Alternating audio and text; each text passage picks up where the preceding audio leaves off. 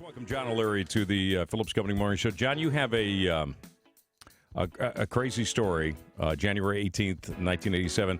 Quickly take us back there and tell us what happened. Yeah, so about a week before I was in a fire guy, I had seen little boys in the neighborhood, West County, playing with fire and gasoline. Typical behavior for the boys listening right now. The ladies are wondering what is wrong with us boys.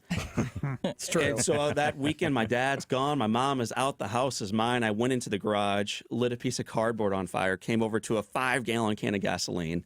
And the plan for this genius little 9-year-old was to pour a tiny bit of gasoline on top of the flame. As you all know, before the liquid even came out, the fumes, grab the flame, pull it back into the container, create this massive explosion.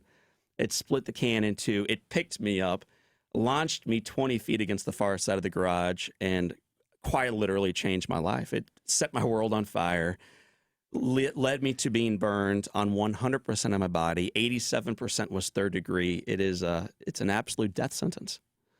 Yeah, you had 0% chance of survival. The way they figure out mortality, Courtney, is they take the percentage of your body burned, they add your age, and now they figure out how likely it is you'll die. And that's what they do in 2016. So 30 years ago, this is a hopeless situation. All right, let's go. But January 17th, 1987, the day before this whole thing happened. Yeah. Was John O'Leary a fighter? What kind of kid was he?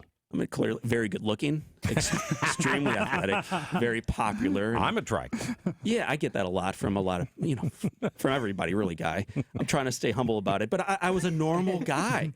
Nothing extraordinary about me, my 5 siblings, or my mom and dad. We are a normal, middle-class St. Louis County family going through life. Maybe I'm a little more adventurous, maybe a little more optimistic, maybe a little bit more energetic than others, but for the most part, ordinary. You know, it's interesting you say that because as a kid, I can remember my best friend and I made firecrackers in his basement. We ordered the gunpowder and everything online from a place in New Jersey. We put these things together. We put fuse in them. I mean, we could have, seriously? Yes.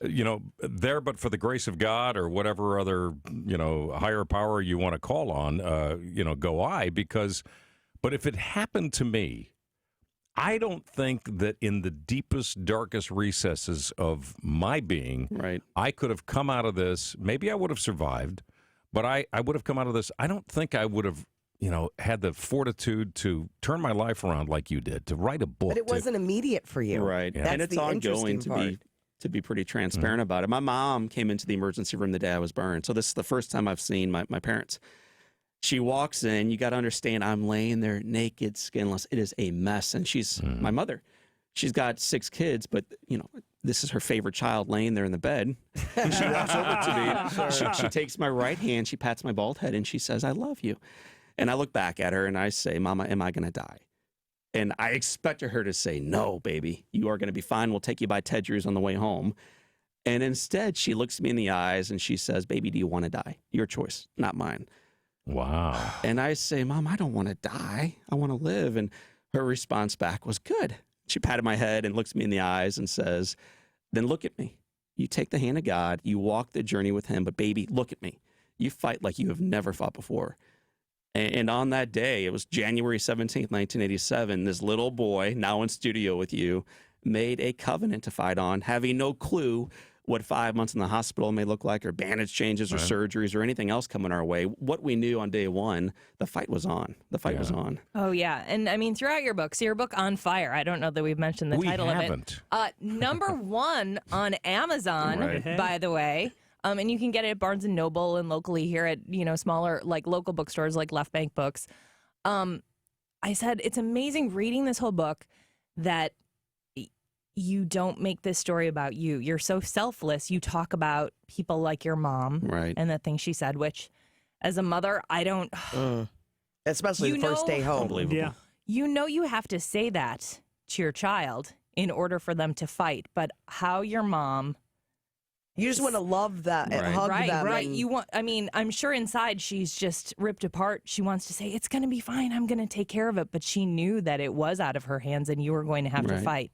And you talk about your dad and all of the different people in the hospital who helped you, your brother, your sisters, when they were at home with you during the fire. I mean, the guy that cleaned your room was a really fascinating point to me. Yes. Because I think a lot of times we go through our job, you know, some days you might do an okay job. Some days you don't give it a full 100%. Right. But this guy had to give it 100% every time he cleaned your room because an infection was so That's right, it Courtney. could kill you. So with burn care, the number one killer of burn victims, and really all individuals in hospital today, is infection. And when you're burned, you have no skin. And so what's likely to get you more than anything else is the infection. So my doctor used to sit down with this janitor. His name was Lavelle. And the doctor would look at the janitor and he would say, Lavelle, you see this little boy laying here? You are the reason why he's still laying here. You are the reason why he is still alive. Great job. Very cool. Great job. That's amazing. And that's great that the doctor gave him the credit, too. And the power, you know, I mean, really, that was, that's pretty amazing. I mean, so many amazing things happen, of course. And the story that we read that was beautifully written in the Riverfront Times by Emily Higginbotham, really, that's the piece that and that's up online, by the way, at wine88.com if you want to see it.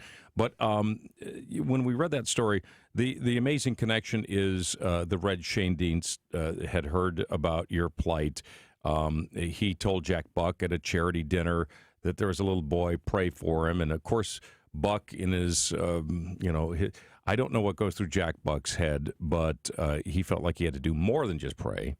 So he came to see you, and he came to see you more than once. Yeah, it's an amazing story. So just to set the backstory, Guy, after day one, I'm laying there in a hospital bed, St. John's Hospital, tied down. I can't move an arm or a leg. It's for contractions. My lungs are burned, so I can't breathe on my own, can't eat or drink, can't talk. And my body is swollen to twice the size of normal. So I can't see, but I'm awake, I'm alive, I'm in pain, I'm sad, I'm completely broken and mad. And on day 2 of being hospitalized, it's now January the 18th, the door opens up from the outside. I hear footsteps. Nobody wears dress shoes in the hospital. I hear dress shoes in my room. A chair gets pulled across the floor, and then light comes into the darkness. And it's the voice. If you grew up in this area or within a 13-state radius of this area, you know the voice of Jack Buck. It's the only voice maybe somehow bigger than Guy Phillips. And Jack walks in and he says to me, "Kid, wake up. You are going to live. You are going to survive. Keep fighting. And when you get out of here, we are going to celebrate. We'll call it John O'Leary Day at the hospital."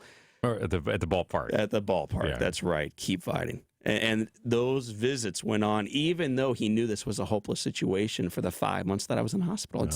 It's an amazing story of a guy serving, even when it seems like the outcome is certainly negative. Jack Buck changed my life. But that wasn't it. Then the baseballs. And then, I mean, it didn't stop. I think that he was probably so proud of the fight that you had in you. Right. That it was his a miracle. project. Yeah, it was his. Right. You were one of his kids. One of the cool things is he wasn't on Phillips and Company on January the 19th talking about what a great job he did. No. And Mike Bush didn't do the cover story on him the following week. This was done quietly. Nobody ever knew any of this until my mom and dad 8 years ago wrote a book about it. They printed 100 copies. They have sold almost 70,000 out of their garage. It's called Overwhelming Odds. It's an amazing little book about their journey and the individuals who showed up, and Jack Buck was lead among them. Yeah, and that's one of the ignition points that you talk about in your book, where it's so funny. We think that after this accident, you immediately started telling people, how all these people change your life. But for a long time, you didn't want to talk about it. It wasn't until your parents' book that you were kind of forced to talk about it and forced to speak in public, which you hated to do. That's right. Now look at you. Yeah. Right. Great radio face. That's what everybody's thinking right now. My goal getting out of the hospital was to be ordinary. If you survive something so extraordinary and you're burned and you're scarred and you're missing your fingers and you're just trying to learn how to walk again, as a child, I just wanted to be ordinary, fit in. And so that was my goal through grade school and high school at the Smet Jesuit, because I know your callers want to know the answer to that. I went to the Smet. I went to St. Lucie University, where I got to know Guy Phillips at the Billikens games.